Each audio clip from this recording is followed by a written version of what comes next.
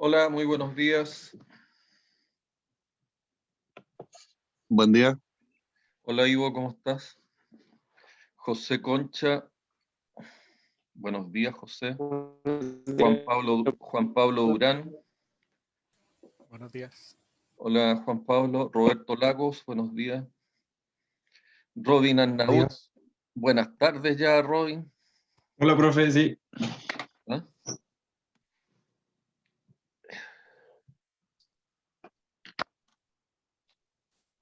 ¿Alguna novedad por Francia, Robin, o no? Noticias que nos dé de Europa. Han puesto un nuevo plan para lo que quieren viajar y todavía para Chile es rojo. Ya. No, Chile nosotros estamos muy complicados. De hecho, estamos con un 97, 98% de uso de camas críticas.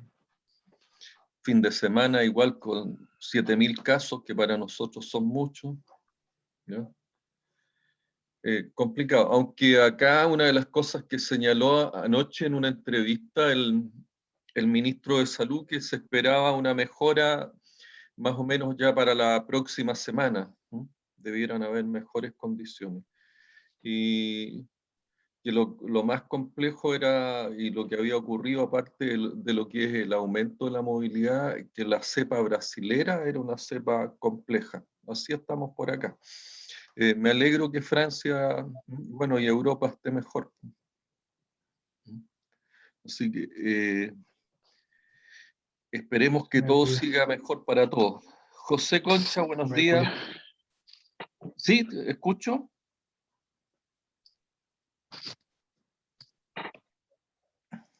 Bueno, aprovechar de invitarlos a que se vayan a vacunar todos. Eso es importante. Comentarles, y creo que lo comentamos la semana pasada, el viernes pasado, la AstraZeneca es compleja. Viene con algunas situaciones complicadas. Roberto Lagos, te saludé Roberto también, parece. Teófil, buenos días. Hola, profe.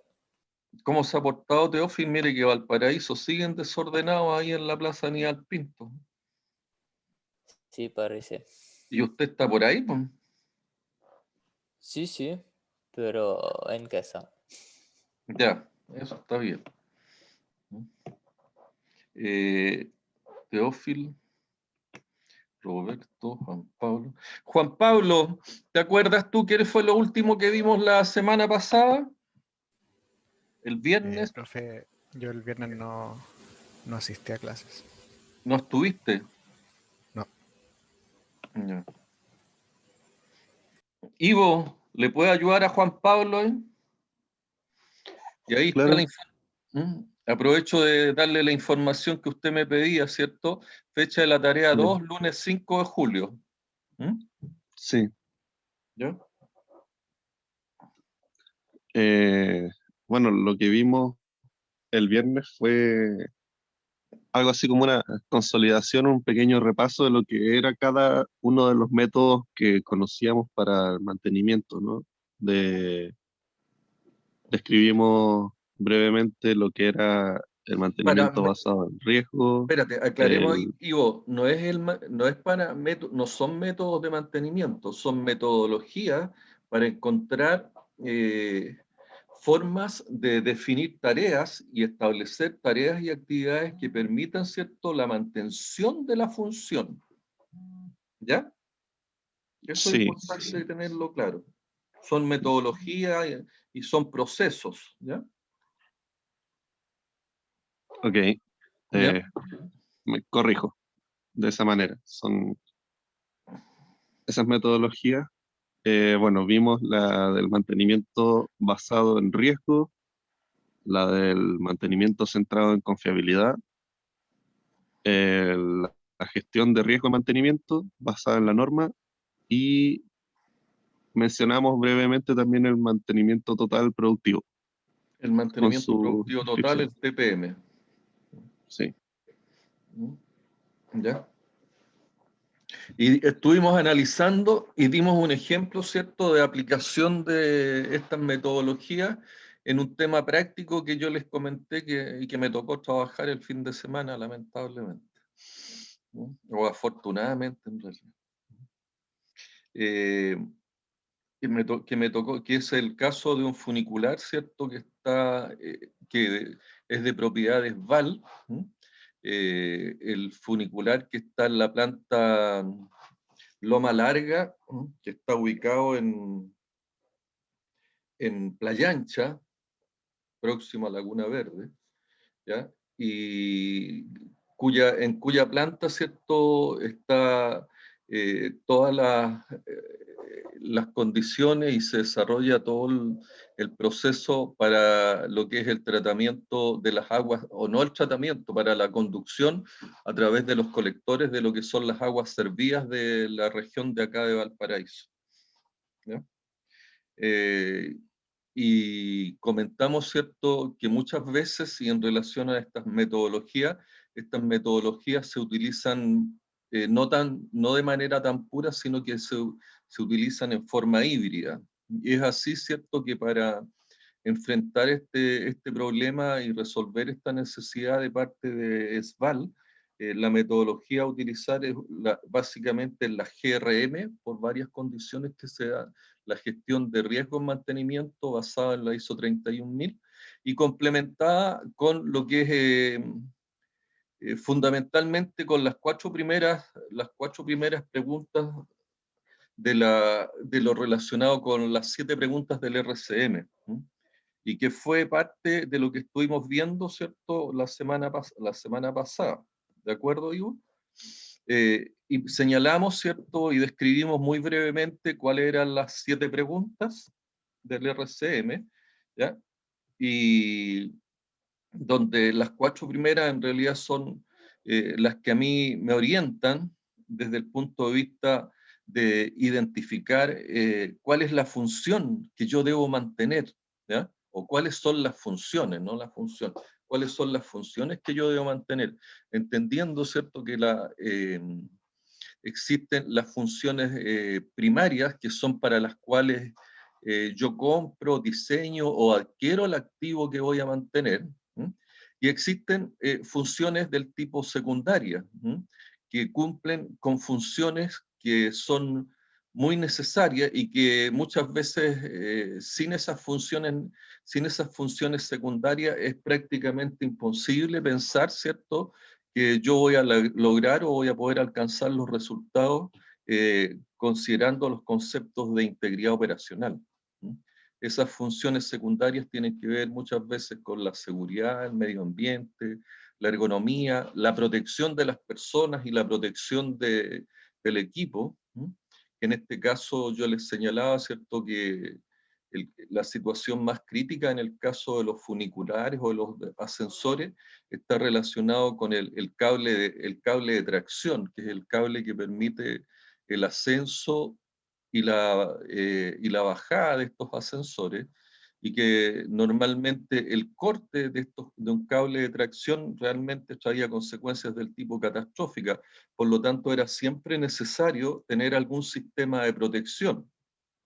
Y los ascensores, ¿cierto?, tuvieron por allá por el año 1800, 1900 en Estados Unidos, precisamente con Otis, que es uno de los, normalmente ustedes van a ver en los ascensores, ¿cierto?, que están en los edificios de uso prácticamente domiciliario, que la marca Otis está en todos lados, y ese caballero tuvo la gracia, ¿cierto?, de ser uno de los primeros que diseñó, era un mecánico que diseñó estos ascensores, y que lo que logró es diseñar un sistema de protección a través de trinquetes accionados por resorte que permitían, ¿cierto?, que ante un corte o ante un embalamiento del ascensor, estos trinquetes actuaran accionados por resorte y se apegaran hacia lo que es la caja del ascensor, es decir, hacia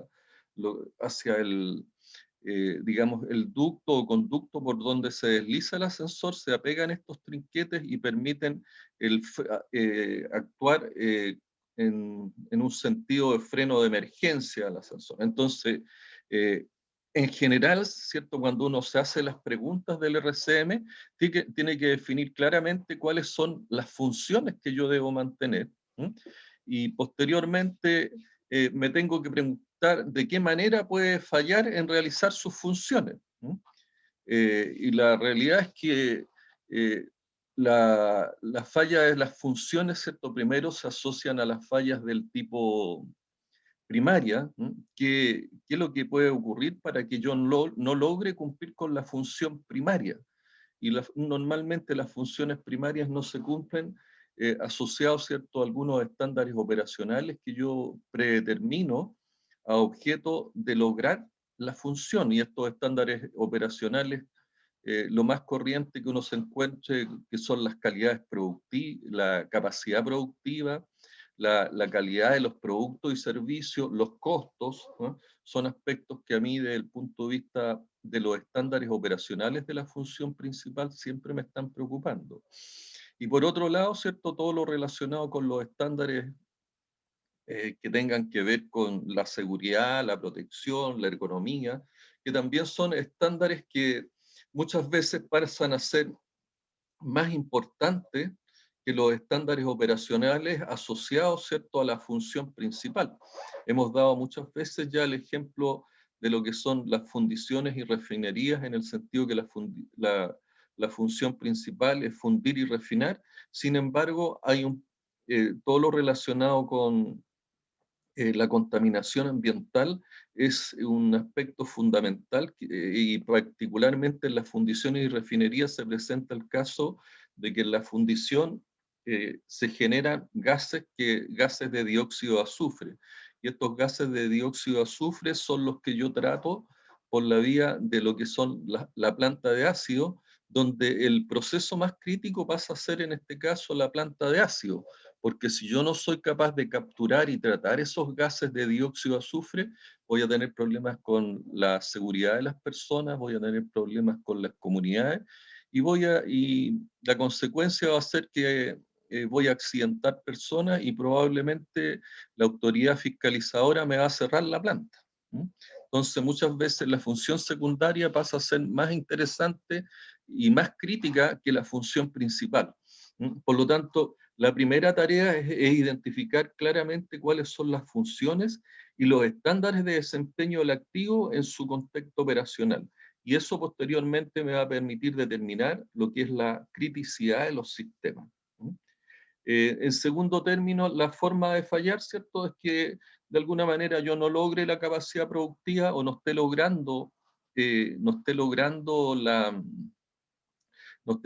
los niveles de calidad que se esperaban del producto o servicio o del proceso que yo estoy realizando. Luego que yo determino que es cierto que me falló la capacidad la función relacionada con la capacidad productiva, podría preguntarme, ¿qué causa el modo de falla?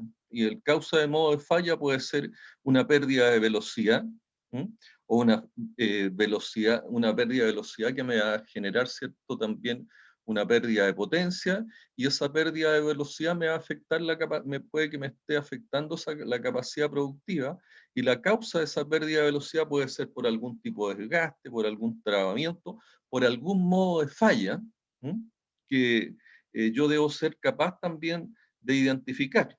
Y para eso utilizo muchas veces dentro del análisis la teoría de los 5 por qué, o puedo utilizar también el Ishikawa. El Ishikawa me permite encontrar, en definitiva, cuál es el modo de falla, ¿cierto?, qué causa ese modo de falla, y en definitiva, cuál es la causa básica y la causa raíz, que es lo que yo en definitiva tengo que buscar resolver y solucionar. La cuarta pregunta, ¿cierto?, es que yo me debo hacer es qué sucede cuando ocurre la falla. Una pérdida de velocidad me puede afectar la capacidad productiva, pero una pérdida de velocidad puede afectarme también, ¿cierto?, en el caso de una bomba que tenga que estar eliminando o sacando agua de un estanque, de un ducto, de tal manera que no se produzca un rebalse en ese proceso. me puede significar la pérdida de velocidad en que yo no voy a lograr sacar la cantidad de líquido que requiero, o no voy a lograr el caudal que yo requiero, y al no lograr el caudal que yo requiero, puede que el sistema se rebalse con las consecuencias que también pudieran ser catastróficas si estamos hablando, ¿cierto?, de una planta de ácido, una planta de combustible, donde la contaminación puede llegar al río y pueden ocurrir una serie de cosas que también pueden afectar. Entonces, el qué sucede cuando la falla ocurre, ¿cierto? También tengo que tenerlo identificado claramente. ¿Y de qué forma afecta la falla? La forma con que afecta la falla, ¿cierto?, es la consecuencia. ¿Mm? Y la consecuencia, hemos visto, ¿cierto?, que una falla puede afectar un sistema, el sistema de bombeo, y la consecuencia que puede traer, ¿cierto?, es contaminación al río. Esa contaminación al río, si es agua que se utiliza, ¿cierto?, para lo que es la generación de agua para las comunidades, pueden ocurrir intoxicaciones, y así puede irse generando una cadena de consecuencias que pueden generar algo de carácter catastrófico. ¿Mm? Luego, la pregunta número 6 ya es la búsqueda de soluciones, ¿cierto? ¿Qué puedo hacer? ¿Qué puede ser hecho para predecir las fallas? O sea, ¿de qué manera yo me antepongo, ¿cierto?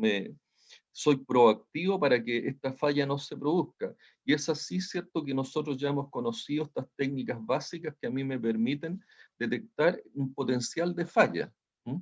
La otra acción, ¿cierto? Si yo no encuentro una técnica, una herramienta que me permita predecir la falla, es buscar cómo prevenir la falla. Entonces, buscar acciones que a mí me permitan prevenir la falla. Y hemos señalado que es muy importante, si yo no logro ni predecir ni prevenir la falla, no encuentro una herramienta del tipo predictiva o preventiva, ¿cierto?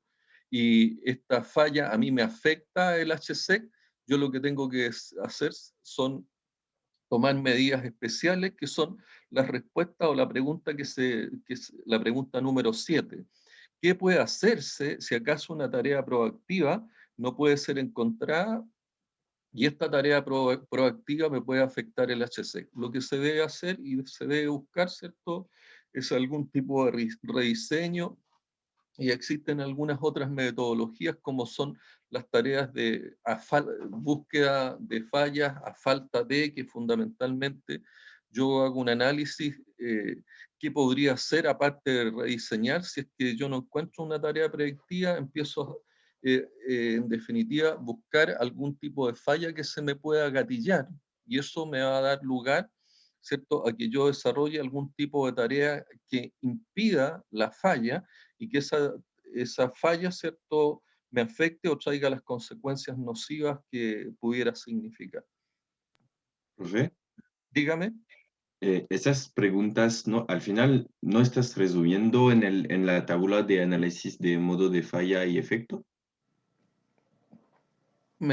Repíteme la pregunta, por favor. Eh, en la tabla de análisis de modo de falla y efectos, al final, en cada columna es cada de las preguntas. Bueno, cuando yo normalmente trabajo, ¿cierto?, con una hoja de RCM, y primero busco definir cuáles son las funciones. Luego, en la columna siguiente, busco identificar de qué manera puede fallar en realizar sus funciones. Defino claramente en la primera columna cuáles son las funciones y sus estándares de desempeño. La segunda columna, ¿cierto?, busco de qué manera puede fallar. Por ejemplo, si una bomba requiere un determinado caudal y una determinada presión, ¿cierto? Yo en lo que es la hoja RCM coloco normalmente esa función: levantar a una presión determinada, a 90 psi, a un 100 litros por hora, ¿cierto? 90 psi a 100 litros por hora durante 22 horas. Esa es la función principal que tiene esa bomba.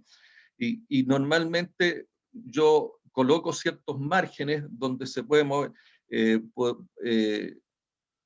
90 PSI durante 90 PSI más menos 3%, 100 litros por hora más menos 4%, ¿m? Y 22 horas más menos 2%. ¿M? Y esa es la función que yo debo, la función principal de una bomba, ¿cierto? Pero yo al lado, ¿qué es lo que coloco? ¿De qué manera puede fallar? ¿Y de qué manera puede fallar? Es que no levante a la presión que yo espero, no levante a la altura que yo espero, o no funcione la cantidad de horas que yo espero que funcione. ¿Mm? Luego busco, ¿cierto?, cuál es el modo de falla, por qué falló el caudal, por qué falló la presión o por qué falló la confiabilidad, las horas que yo espero que el sistema funcione de acuerdo a los estándares de desempeño. ¿Ya? Esa es la forma como uno va identificando todo eso, que lo vamos a ver en una hoja de ejemplo más adelante, Robin. Esa era tu pregunta, ¿no? Sí, sí, porque al final estaba viendo imágenes de FMEA y al final sí, resumaba las preguntas que había en la hoja del diapo, entonces No, si veía uno, que uno va, sí, vale. va siguiendo esta metodología, va aplicando y se va haciendo estas 7 preguntas. ¿Mm? Para llegar después, posteriormente, a todo lo que es las tareas que las tareas del tipo proactiva que yo puedo desarrollar para resolver o evitar que ocurran las consecuencias fundamentalmente. El RCM se preocupa fundamentalmente de no tener las consecuencias que no ocurran las consecuencias de las fallas. ¿Ya? Esa es la tarea principal del RCM y de lo que más se preocupa. ¿Mm? Pero es toda una metodología que uno sigue de manera bien sistemática, trazable, de tal manera, ¿cierto?, de llegar a determinar las actividades y tareas que son necesarias a efecto de que no ocurra la falla funcional en el contexto operacional que estamos hablando. ¿Ya? Entonces, por eso que es bien necesario definir o establecer cuando uno inicia estos análisis los diagramas de proceso, los diagramas de entrada, función, salida, que básicamente fue lo que hicieron ustedes en la tarea 1, ¿ya? En la tarea 2 ya van a entrar a identificar, ¿cierto? A identificar cuáles son los equipos críticos y hacer también el análisis que da respuesta a la pregunta número 2, de qué manera fallan realizar sus funciones, y también vamos a buscar, ¿cierto?, qué causa el modo de falla. ¿Mm? ¿Cuál es la causa raíz? El análisis función, modos de falla, el análisis FMECA, FMEA que se llama, o el ANFE también se denomina, análisis de modos y funciones de falla. Análisis de modos, fallas y funciones. ¿Ya? ¿Da respuesta, está respondida tu consulta, Robin, o no? Y yo me quedo la duda de esas preguntas, sí, cómo se deben seguir el orden de, porque el RSM tiene un orden no tanto Sí. como la ISO 31000, pero igualmente se debe seguir análisis, después evaluación y jerarquizar. Pero esas preguntas, solo que quería solo poner la información que vi en las tabulas de análisis de mundo y falla que resumía esas preguntas. Solo fue para noticiar. Ya. Pero como te digo, también es una secuencia lógica que uno sigue. Ahora, evidentemente requiere del conocimiento, de la experiencia y de las habilidades que uno tenga, ¿cierto?, para poder resolver y responder cada una de estas preguntas. ¿Mm? Y para eso también se utilizan estas hojas que van guiando y orientando, las hojas de RCM, que como te digo las vamos a ver un poco más adelante, que van guiando y orientando el desarrollo de la respuesta a cada una de estas 7 preguntas. ¿Ya? El peligro de eso cuando había hecho mi práctica es que copian y pegan antiguas hojas ya hechas y no se preguntan de nuevo, no hacen Ah, brainstorming. bueno, es que por eso Mira, aquí viene el proceso RCM, ¿qué es lo que requiere? Requiere de una buena y una rigurosa planificación y programación, ¿ya? O sea, hay ciertos requisitos, ¿no?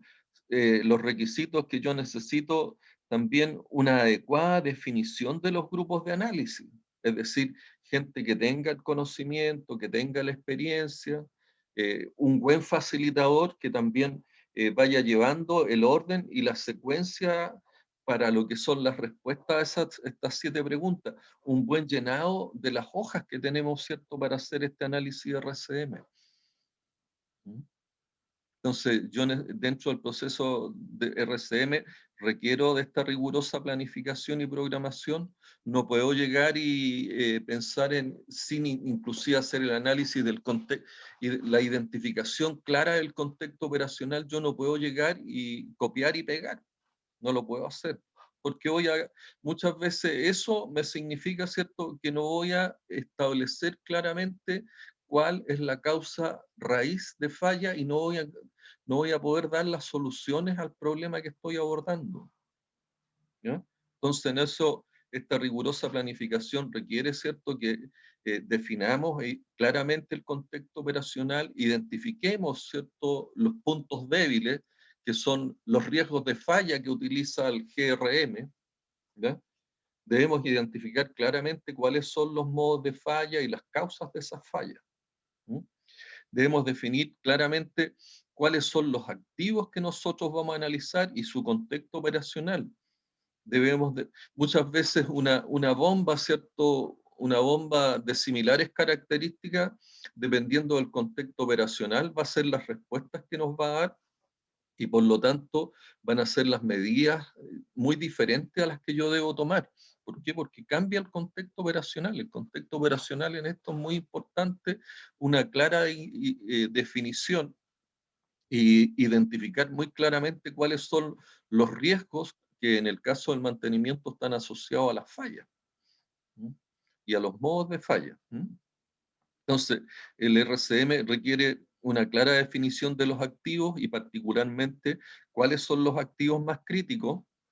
Y para eso, ¿cierto?, el contexto, la identificación de los riesgos, el análisis de riesgos, la evaluación de los riesgos, de tal manera que yo defina y jerarquice claramente cuáles son los activos más críticos.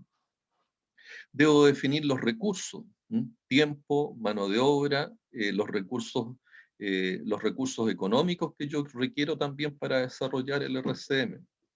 Debo tener un claro presupuesto. Si existe la necesidad de CAPEX, definir el proceso y responsable. Se entiende que lo que es necesidad de CAPEX, ¿cierto? Parece que todos hicieron formulación de proyecto así y ahí explicamos, o hay alguien que no entienda lo que es el CAPEX. Juan Pablo Durán. El CAPEX, sí, serían los costos de inversión. Los costos de inversión, ¿cierto? Si es que se requieren, si es que se requiere realizar algún proyecto para resolver este tema, es decir, comprar un equipo nuevo, mejorar tecnología, hacer algún tipo de overhaul, los overhaul son son proyectos, por lo tanto, si yo voy a hacer un proyecto de overhaul, necesariamente yo tengo que definir claramente el CAPEX, los costos de inversión y el proceso y sus responsables. Asegurar, y aquí lo dice claramente Robin, el entendimiento del contexto operacional, porque el entendimiento del contexto operacional es el que a mí me permite tomar, ¿cierto? Primero identificar claramente cuáles son los riesgos a que está expuesto el activo, y cuando hablamos de los riesgos son las fallas en el contexto operacional en particular. Yo les mencionaba, ¿cierto?, en el caso de este funicular que está a orilla de costa, ¿cierto?, en el sector Playa Ancha, Laguna Verde, acá en Valparaíso. El mayor problema que tienen todos los componentes mecánicos está relacionado con la oxidación y corrosión. Y muchas de las condiciones subestándar que tiene actualmente ese activo son condiciones de corrosión y oxidación en todos sus componentes. Entonces, el contexto operacional donde está funcionando un activo, donde está funcionando un equipo, es sumamente importante.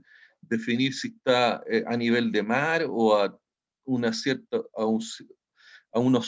cantidad de metros importantes sobre el nivel del mar, también cambian, ¿cierto?, sus condiciones de funcionamiento. Por lo tanto, los modos de falla están asociados a otras variables, a otros fenómenos, y las medidas y las causas también son distintas.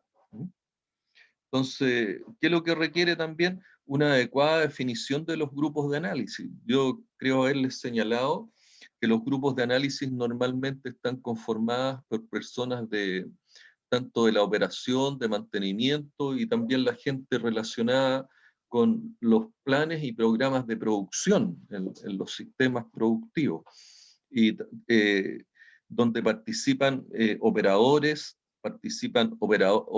de producción o operadores de mantenimiento, donde participan también ingenieros de proceso, ingenieros de mantenimiento. Muchas veces se hace participar también a personal de abastecimiento que tiene que ver con los repuestos críticos, de tal manera de que si nosotros buscamos condiciones de mejor mantenibilidad, la gente de abastecimiento esté clara, ¿cierto? Y nos dé las respuestas adecuadas y en los tiempos adecuados. El just in time es una condición importante para lo que es la mantenibilidad, el justo tiempo, el que los repuestos estén los repuestos de la calidad y condición que nosotros necesitamos. Eso es una parte importantísima que tiene que ver con lo que es la confiabilidad operacional. Recuerden que la confiabilidad operacional tiene que ver con la confiabilidad humana, con la confiabilidad de proceso, la confiabilidad de equipo y la mantenibilidad. Por lo tanto, muchas veces la presencia de gente de abastecimiento y encargada de repuesto es fundamental para lo que es la gestión relacionada con la confiabilidad operacional. Entonces, adicionalmente, estos grupos normalmente tienen un facilitador, que es el que conoce la metodología del RCM y se preocupa particularmente de lo que estaba diciendo Robin, o sea, que nosotros no estemos haciendo, ¿cierto?, copy-paste de pegar y copiar y pegar. ¿Por qué? Porque eso nos va a llevar, ¿cierto?, a que el proceso RCM sea un fracaso y todos los recursos y todo, digamos, el esfuerzo que se hace se transforma básicamente en algo inservible, que no va a tener no va a tener aplicación. Entonces, el proceso de RCM requiere de rigurosa planificación, de una definición clara de los activos, de definir los recursos, las necesidades de CAPEX, si es que hay algún tipo de proyecto que se tiene que realizar, asegurar el entendimiento del contexto operacional y esa adecuada definición de los grupos de análisis. Lo que les señalaba, los equipos de análisis están conformados por facilitador, gente de producción, gente de ingeniería, operadores de los activos, mantenedores de los equipos. Especialistas externos básicamente se requieren a representantes de las fábricas de equipos, a representantes del OEM básicamente.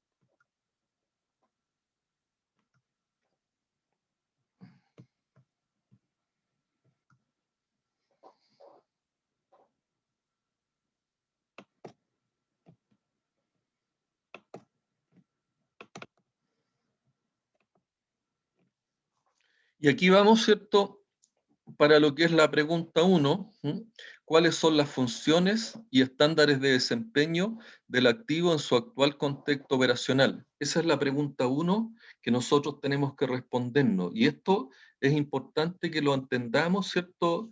Y comprendamos qué es lo que se busca con estas preguntas. Lo que se busca es identificar claramente cuál es la función primaria del activo, así también cuál es la función secundaria.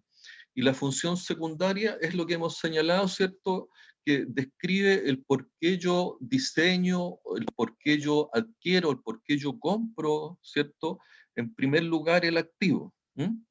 Esto puede incluir las condiciones como la que habíamos señalado, la producción de algo, la calidad de un producto, ya también puede considerar aspectos relacionados con la capacidad productiva o el servicio técnico del activo. Entonces, La función primaria es el por qué yo adquiero algo. ¿Por qué adquiero un automóvil? Porque yo necesito transportarme. ¿Por qué yo adquiero o diseño el funicular que yo les he señalado como ejemplo?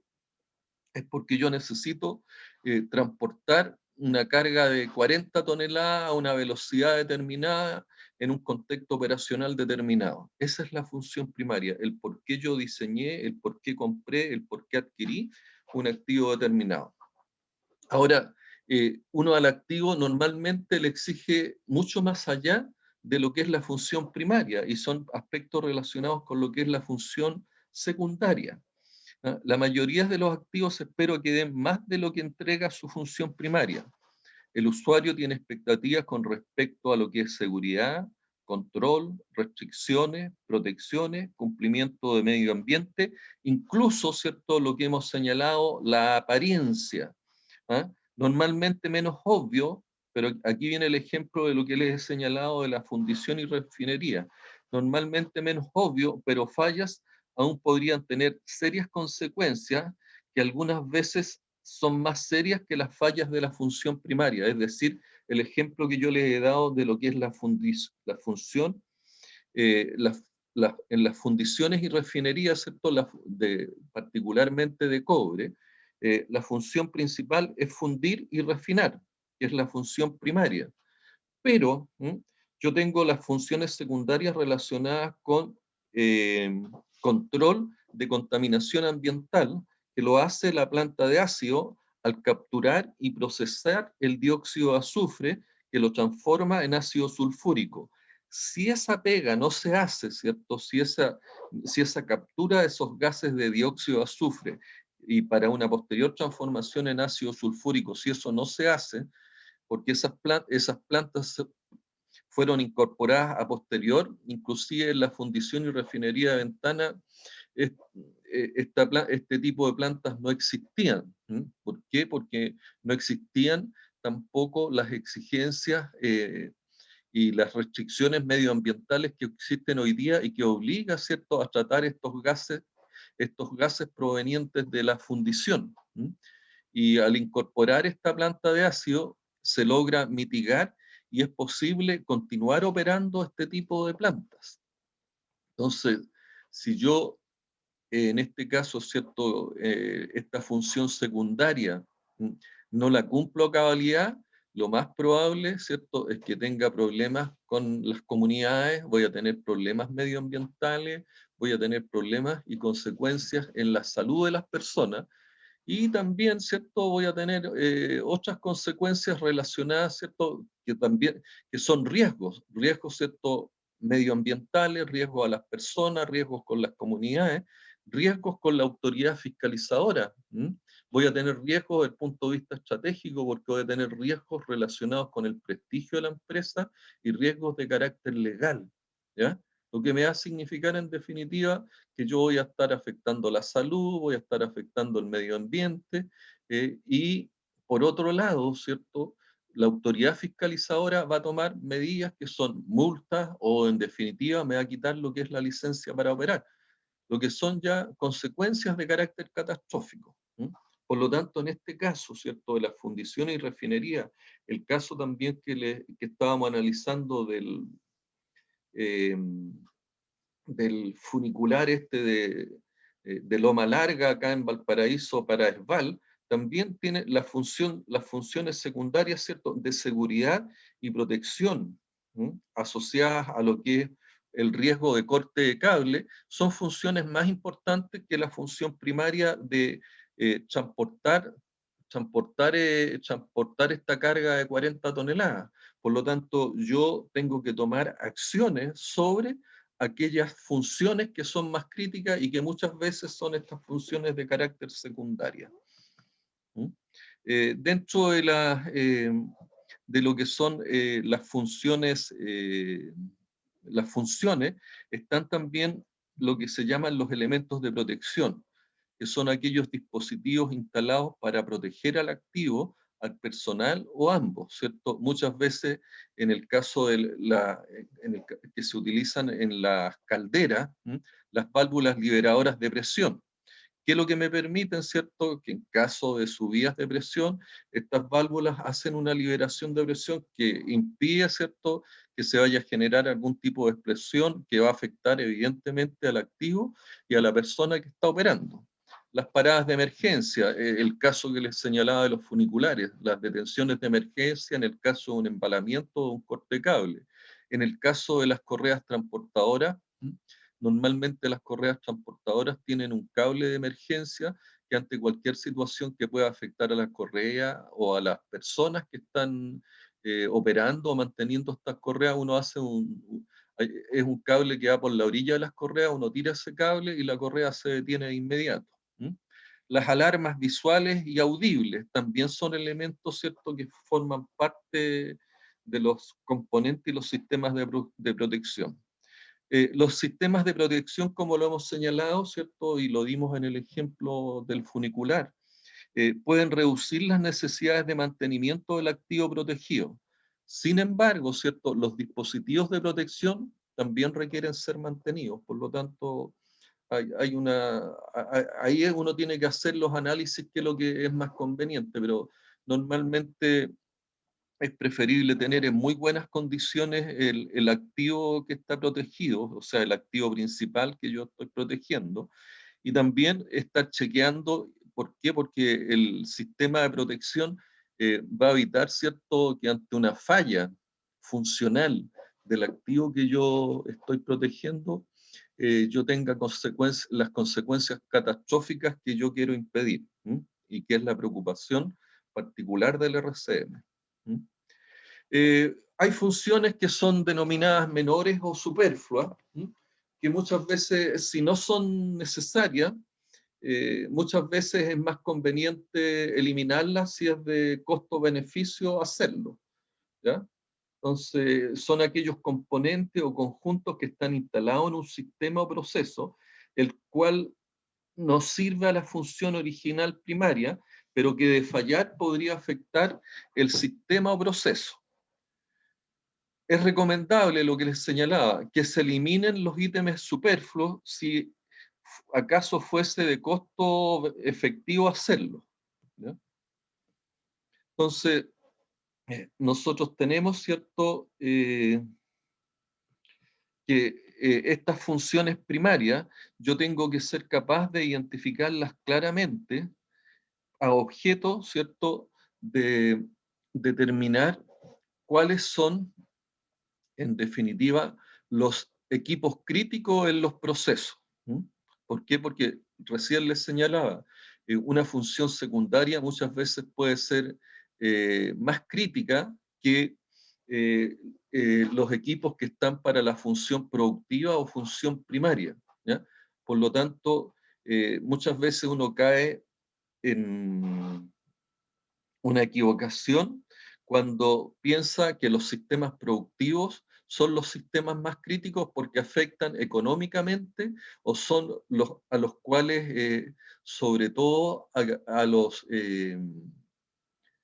digamos, a quienes lideran los procesos industriales, los gerentes, ¿cierto? Es lo que más les preocupa. ¿Por qué? Porque ellos tienen que dar respuesta y resultados del punto de vista económico, y son sobre todo a los accionistas, y a los accionistas lo que más les preocupa es el tema de la respuesta del punto de vista de los EBITDA, del punto de vista económico. Pero recuerden, ¿cierto?, que nosotros hemos hablado y vamos a seguir hablando que el mantenimiento tiene que alcanzar los niveles de confiabilidad operacional que permitan lo que es la integridad operacional. O sea, no solamente yo tengo que dar respuesta al EBITDA o a la rentabilidad, yo tengo que desarrollar procesos que sean sustentables y sostenibles, procesos que no agredan el HSEC, y tengo que desarrollar procesos industriales que sean competitivos, es decir, flexibles, de calidad y productivos. ¿Consultas hasta acá? Roberto Lagos. No, profesor. ¿No? No. Entonces, bueno, aquí está el resumen de las 7 preguntas, ¿cierto? Y aquí presentamos ya lo que es una hoja de información del RCM. Esta hoja la voy a poner a modo presentación, a objeto que a ver si logran verla, pero yo les recomiendo que le den una mirada, que era la hoja que estábamos hablando con Robin.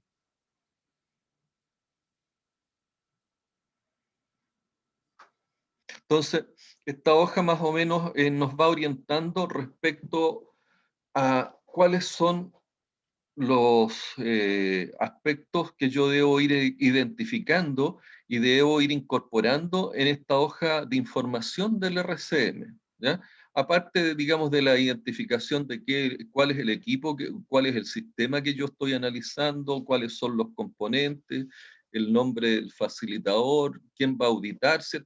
El auditor en definitiva es aquella persona que una vez que yo sugiero las tareas, ¿cierto?, que debo desarrollar en cuanto a mantenimiento, cambios de protocolo, nuevos proyectos. El auditor es quien, en definitiva, autoriza o no autoriza el que se lleven adelante estas acciones, ¿ya?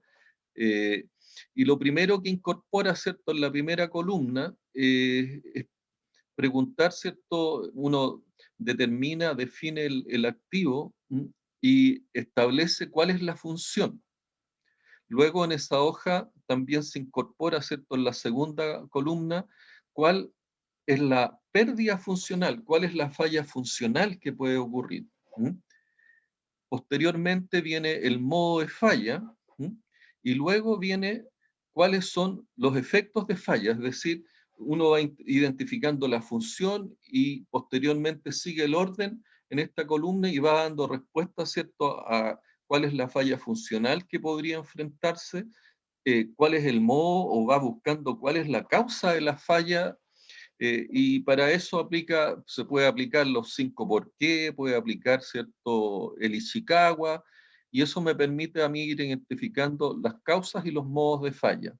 Y los efectos de la falla, básicamente, cuál es la consecuencia y cuáles son los riesgos asociados, ¿cierto?, a la falla que pudiera ocurrir, a la falla funcional que pudiera ocurrir en el activo.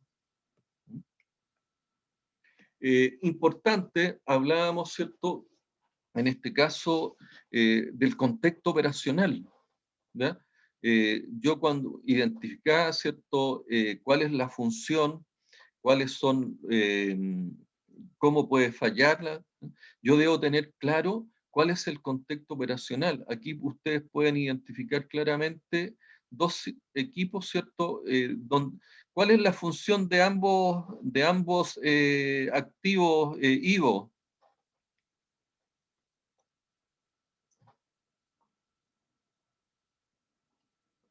Ivo, Perdón, profe, ¿puede repetir la pregunta? Mi conexión ¿cuál es estaba la, eh, ¿cuál es la función que tienen ambos activos? bueno, La función el, principal. el camión tolva tiene que transportar material.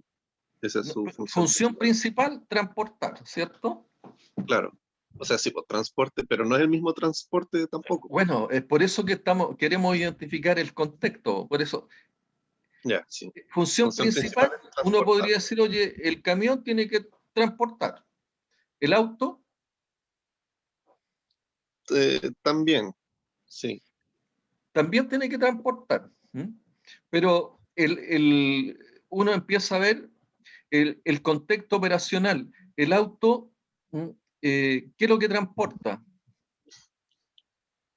Ese auto parece ser de carrera, así como por las pinturas, así que va a transportar a su chofer a lo largo de todo el circuito. Tiene que. Al piloto, Entonces, eso sí, el piloto cuando es de carrera se llama piloto, no chofer. Pero ahí la función del auto no es tanto transportar, sino que es más bien como que sea capaz de correr, como de moverse a sí mismo, no es transportar otras cosas. pero si uno se fija, ¿cierto? Y partimos por lo que tú señalabas inicialmente, el camión tiene que transportar material, ¿ya?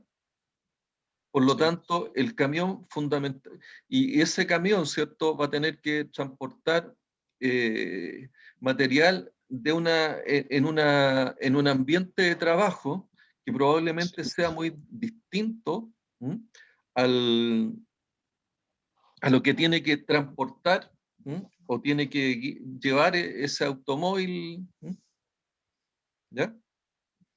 Si uno lo observa, ¿cierto?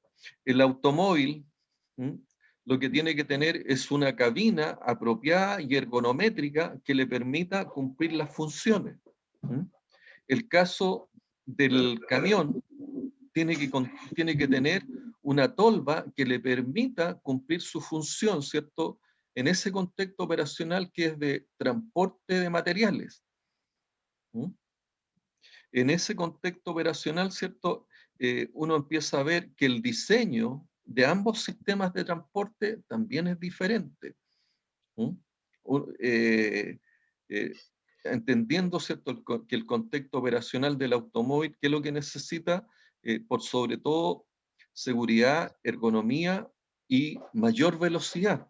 ¿Qué es lo que necesita el camión? El camión necesita, al igual que el automóvil, necesita seguridad, pero lo que necesita, ¿cierto?, por sobre todo, es capacidad de transporte. Claro, la velocidad no es lo más importante. La velocidad no es lo más importante. Requiere, ¿cierto?, dada la capacidad de transporte que requiere de neumáticos, ¿cierto?, de un sistema de neumáticos, ¿cierto?, también que estén de acuerdo a las capacidades de transporte que va a desarrollar, que no tienen que ver mucho con la velocidad, sino que con el peso de la carga que va a estar sobre el camión. ¿Ya? Dentro del contexto operacional, ¿cierto? Para poder llevar esas capacidades se requiere de volúmenes de la, digamos, del sistema, digamos, para transportar carga que son muy superiores a los que a los volúmenes de carga que requiere también el automóvil.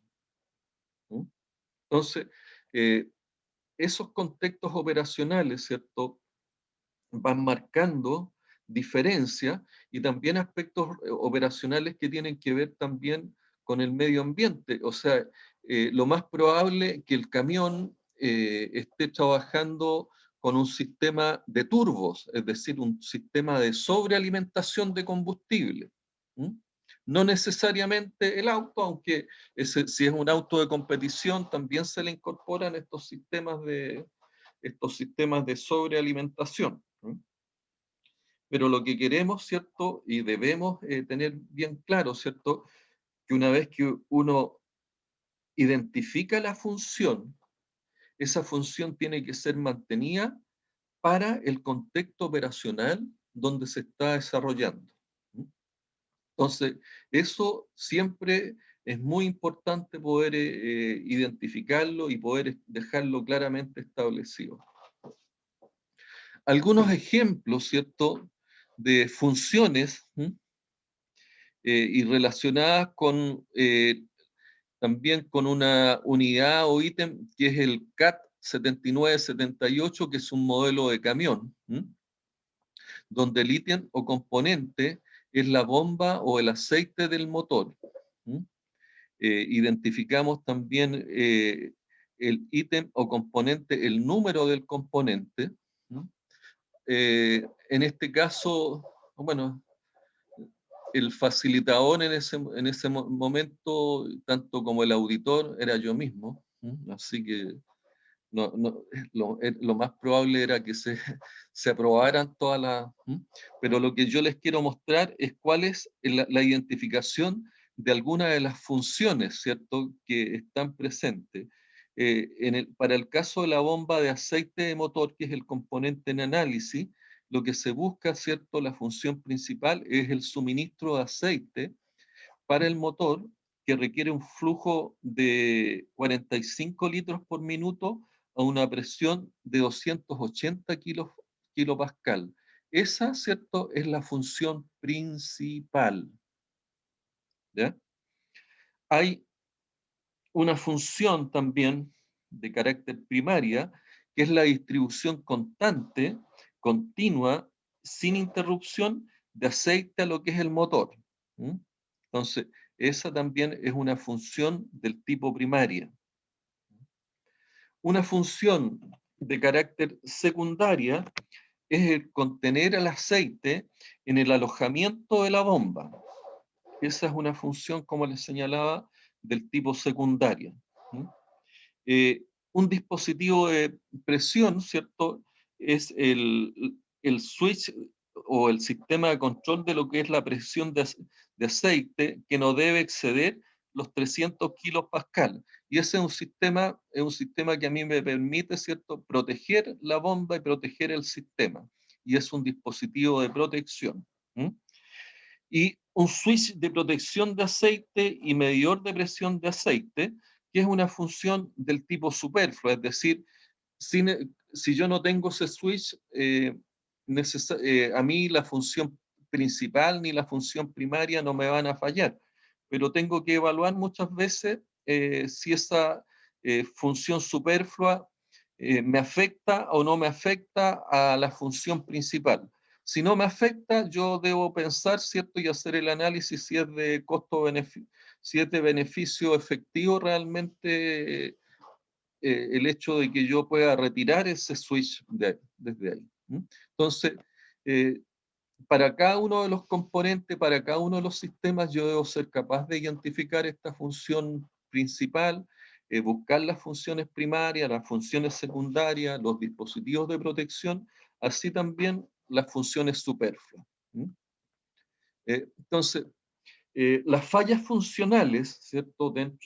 Ocurren cuando el activo no puede cumplir una función, es decir, no puede cumplir con la presión o no puede cumplir con el caudal que se le está exigiendo, o no es capaz de contener el aceite que se requiere, ¿cierto?, para poder lubricar el motor.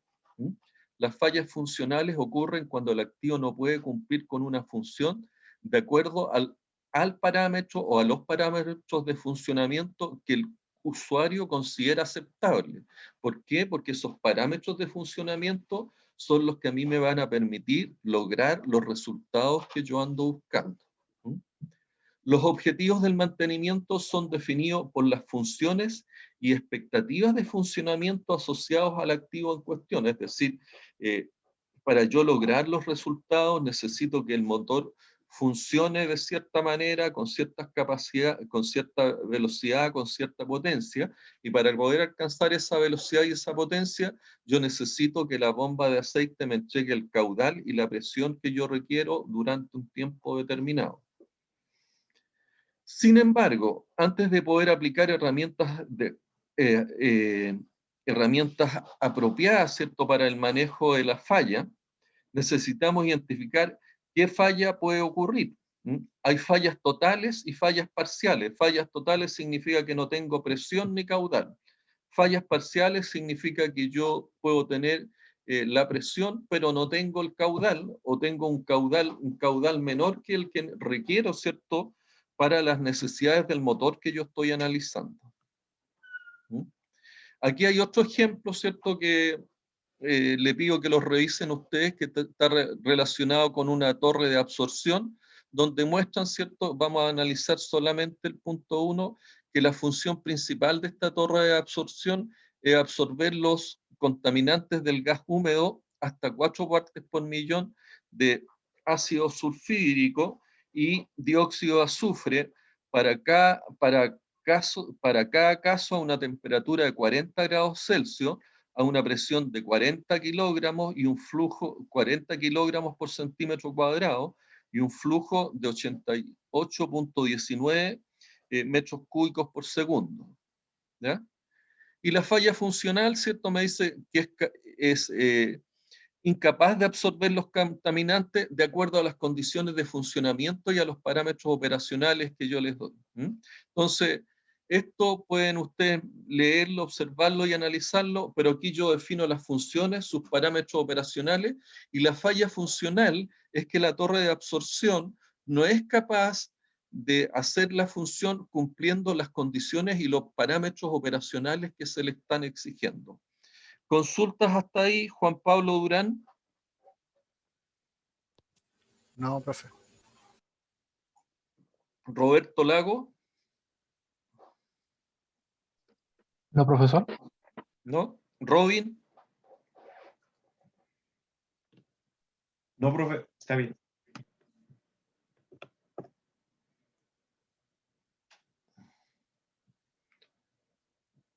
Leonardo Bravo. Leonardo, ¿consultas respecto a esto o de lo anterior? No, profe, por ahora está todo claro. La recomendación es que le den una mirada, ¿cierto?, a lo que son estas funciones y vean cuáles son las fallas funcionales que pueden ocurrir, ¿ya?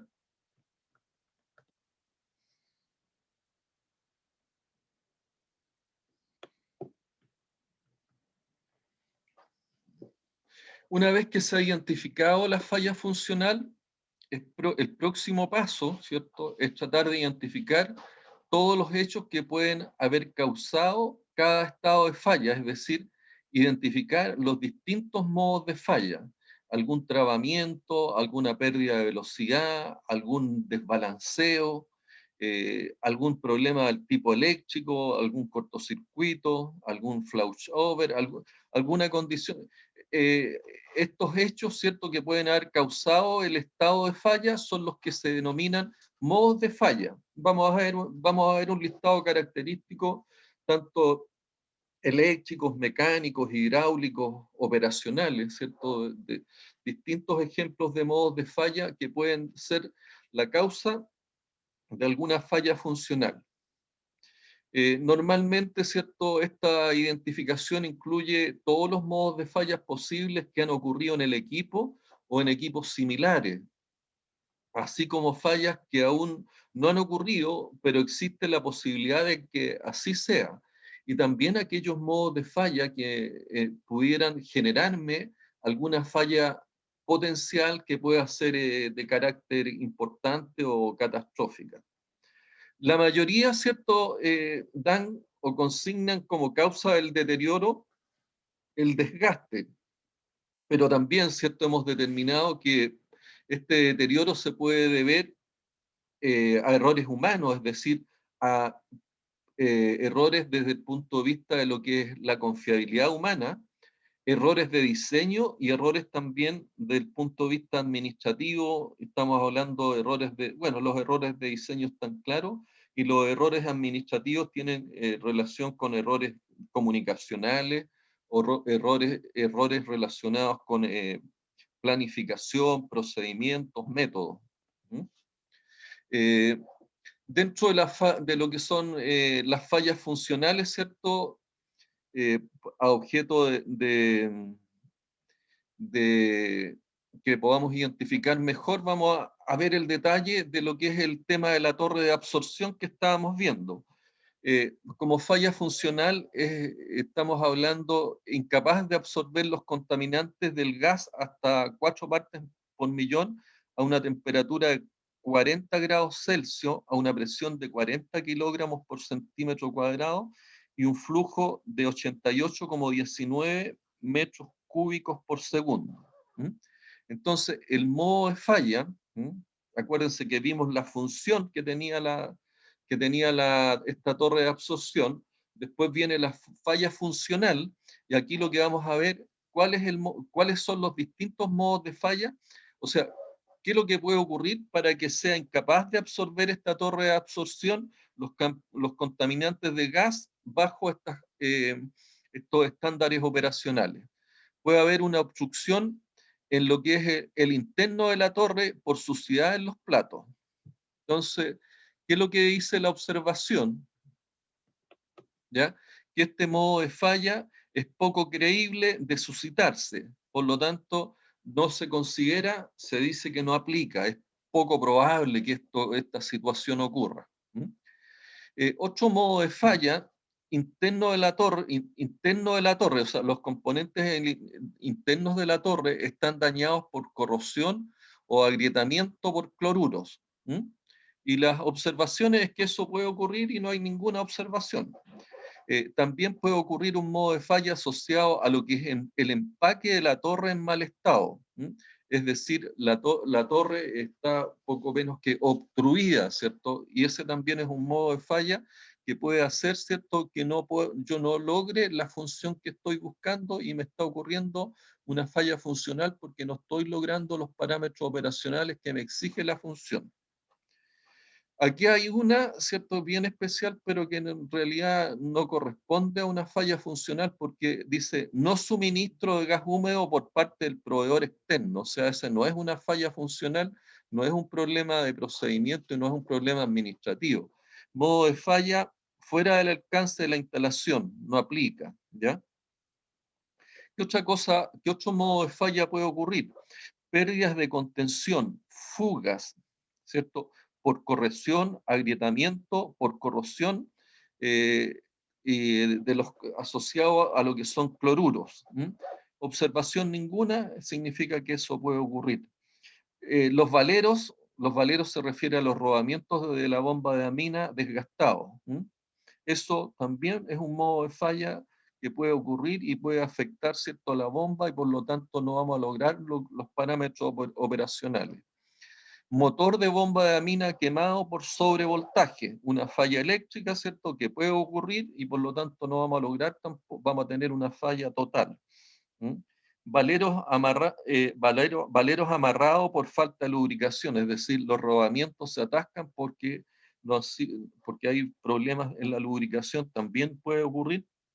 Flecha de la bomba de amina desalineada, es decir, la flecha es el eje, ¿cierto? Básicamente no está alineado, hay un problema que me puede estar generando problemas de vibración, que es una falla, un modo de falla también característico en esa. Fuga en los sellos por desgaste de los mismos, ¿cierto? Si tenemos fugas, vamos a tener pérdidas de caudal, vamos a tener pérdida de presión, por lo tanto es una falla que también puede ocurrir. Distintos modos de falla. Aquí podemos ver, ¿cierto?, distintos grupos y códigos de modos de falla, ¿cierto? El primero son grupos de códigos falla asociados, ¿cierto?, a aspectos eléctricos, donde aparece el arco eléctrico, el flashover que se denomina, fuera de calibración, el sistema eléctrico fuera de calibración, podemos tener problemas de deformación plástica, el sistema eléctrico desconectado, empalme seco, el sistema puede estar haciendo tierra, fallas de aislante, podemos tener problemas de interferencia, el circuito abierto o cortocircuitado, falla de los polos, error de programa, que está asociado a los cortes, cortocircuito y el sistema puede estar también desequilibrado. Así, similarmente, ¿cierto?, vamos a ver algunos modos de falla del tipo genérico, donde el sistema puede estar desajustado, mal montado, puede estar pinchado o perforado. También hay grupos y configuraciones de causas operacionales, como pueden ser, voy a dar solamente dos ejemplos, inclinación incorrecta, y pueden haber problemas de contaminación, suciedad, polvo. También pueden estar estos modos de falla, pueden estar asociados, ¿cierto?, a temas relacionados con causas de flujo, es decir, a sistemas del tipo hidráulico, que tienen que ver con modos de falla relacionados con hermeticidad, cavitación, enroscado, goteras, filtraciones, fugas, etc. Código asociado a causas mecánicas, desalineado, destruido, defecto de fundición, aplastado, cortado, deformado, desconectado, bloqueado, interferencia, sobreextensión, separado, fisurado, grieta, estirado, sobreesfuerzo, rodado, tensión incorrecta, desbalanceado, vibración, efectos de soldadura. Y finalmente, ¿cierto?, nos podemos encontrar con modos de fallas asociados a causas de desgaste, abrasión, roce, delaminación, empeoramiento, fin de la vida útil, fatigado, desgaste. Distintos modos de falla, ¿cierto?, que nos permiten a nosotros identificar y buscar también lo que son las causas raíces de una falla funcional y de esa manera posteriormente buscar la forma como nosotros podemos mitigar ese riesgo de falla. Aquí tenemos distintos modos de falla, ¿cierto? Y los modos de falla tienen también estas distintas causas asociadas, ¿cierto?, a un camión de transporte, donde se ven modos de falla asociados, ¿cierto?, al tema del acceso, ¿cierto?, a lo que es el camión, donde aparecen el modo de falla y las distintas causas, modos de falla asociados, ¿cierto?, al sistema de iluminación del camión y las causas respectivas, modos de falla asociados al neumático, modos de falla, ¿cierto?, asociados al estanque de combustible, modos de falla asociados, ¿cierto?, a la tolva de almacenamiento o a la tolva de transporte de material y sus distintas causas. Similar, ¿cierto?, para este sistema, esta rotoexcavadora, ¿cierto?, donde aparecen los distintos componentes y los modos de falla asociados a cada uno y las causas raíz y las causas también de estos modos de falla. ¿Consultas hasta acá? 9:27, estamos en la hora, así que... Roberto, ¿alguna pregunta? No, profesor. Ivo, No, profe, sé que no tengo consultas respecto a este tema de modos de falla. ok. Juan Pablo Durán, No, tampoco. no. Teófil, No, profe, tampoco. ok. Nos estamos viendo el próximo viernes. Que estén muy bien, cuídense, vacúnense Vale, los que no chao, se han profe. vacunado. No, profe. Profe, No, disculpe. profe. Dígame, Le quería pedir si es que podía subir las clases al aula, porfa, la vez pasada. hoy día voy a hacer lo posible por subir. Ya. Muchas Ok, gracias. ya, Que esté bien. chao. Chao.